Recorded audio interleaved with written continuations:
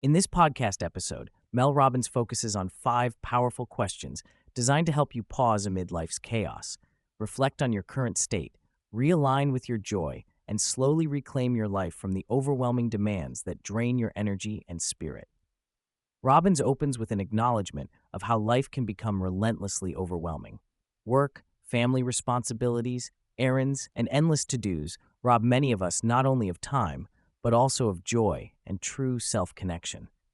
She reminds listeners that the first step to finding clarity and relief is simply pausing long enough to check in with yourself and acknowledge your real feelings, not the automatic, polite responses so often given. The initial question she poses is deceptively simple, but profound. How are you really doing right now? Robbins stresses the importance of sitting with this question beyond surface-level answers and recognizing any layers beneath.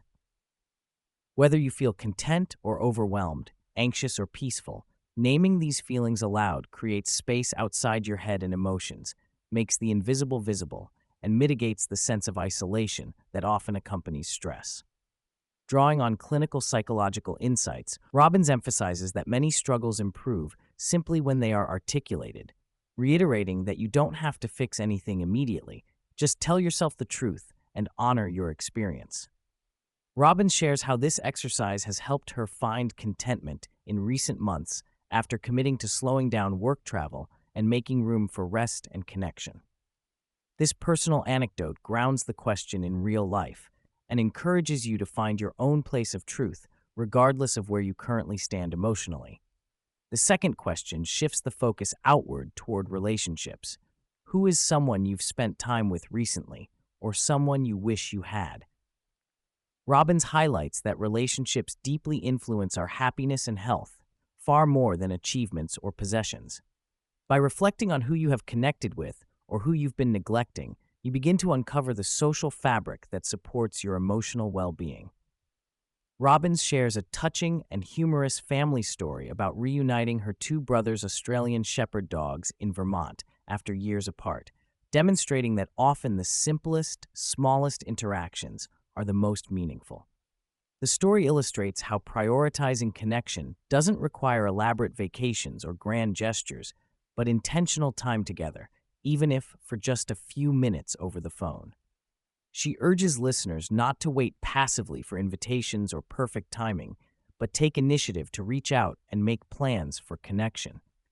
She reinforces this with findings from the renowned Harvard study of adult development, the longest-running study of its kind, which shows that relationship quality is the single strongest predictor of lifelong happiness and health.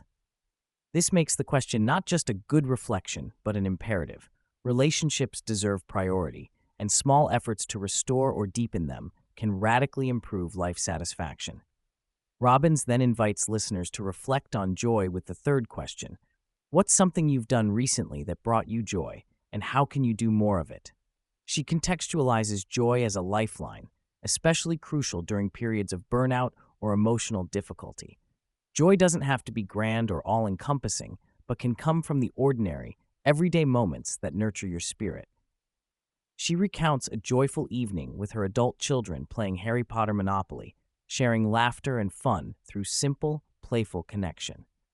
She also speaks about gardening and how tending to her flowers provides a meditative, joyful pause in her daily life. These examples serve as reminders that joy can be routine and accessible. It just needs to be identified and made a priority. Research from psychiatrist Dr. Judith Joseph about the power of small moments of joy during depression underlines Robbins's point. These instances are more than pleasant. They provide essential relief and renewal. For those struggling to identify their own sources of joy, Robbins suggests looking back at photos or memories that recall happy moments and building those activities back into life. Joy, she insists, is purposeful, and through intentional small steps, you can bring more of it into your week. The fourth question confronts what's draining you. What's one thing you've been putting off that is sapping your energy? Robbins confronts this personally and vulnerably, admitting to her own drawer clutter, neglected carpet issues, and a skin lesion that urgently needs medical attention but has been postponed.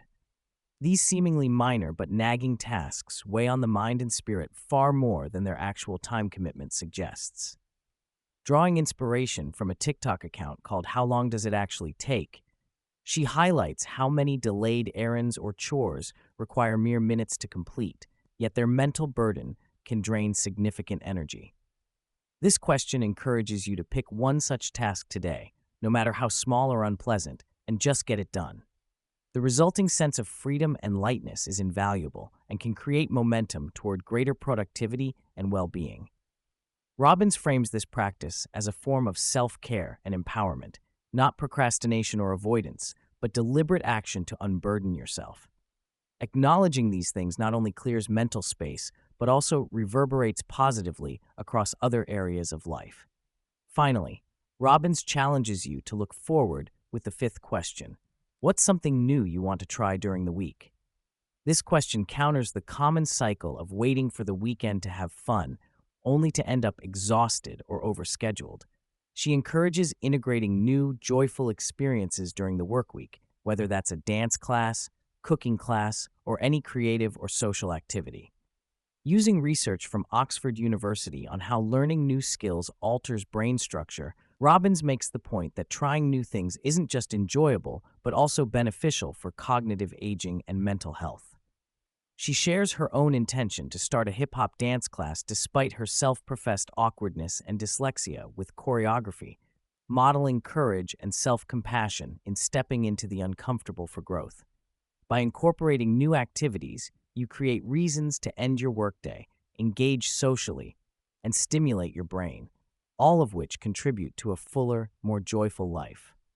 Robbins actively invites her listeners to share their commitments and join her in this practice, making the process collaborative and motivational.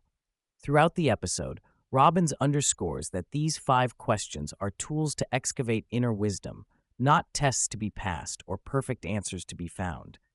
There are no right or wrong responses. The value lies in honest reflection and conscious action.